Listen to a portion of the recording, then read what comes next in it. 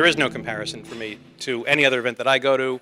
And honestly, I've used SISO as the model for how we want our events to work. We want our events to have the kind of interaction that happen at SISO. We want our events to be as professionally run, as casual and relaxed, to have as much information sharing between participants.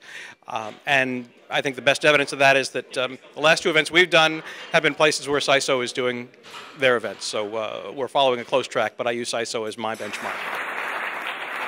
I love when big guys gobble up little guys. I'm a little guy. We love to be gobbled up. We're feeder fish for these big guys, so they can come out and gobble all they want. But as far as SISO goes, I can tell you that I've sold 2 shows, one to a SISO member in a deal we negotiated at a SISO CEO conference, another that was sold by a SISO member who assisted us in the transaction. So there's a lot of things going on in the hallways here that have big implications for us, and it's not just the conference sessions. There's deals being made. Honestly, I think some of the shift to electronic media has left some openings. We're finding that, believe it or not, print is a surprise to people now.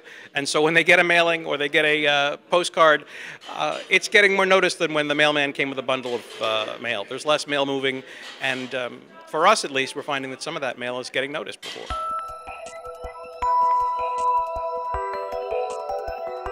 One of the SISO members actually helped us to set up a licensing deal for one of our brands in China. But frankly, we haven't conquered the U.S. yet, so we're going to keep our eyes on finishing everything we can get out of the U.S. and North America, and then we'll see if there's some other continents we need to conquer too.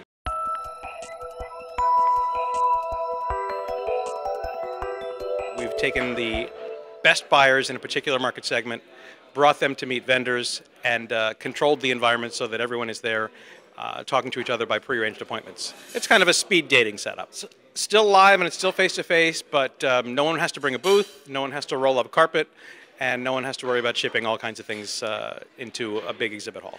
I think we're going to continue to see some fractionalization. I think the big, ginormous horizontal show is not going to be around in many spaces. So shows are going to continue to balkanize and go after subsets and micro markets and find smaller audiences that are of more value to the people that are there.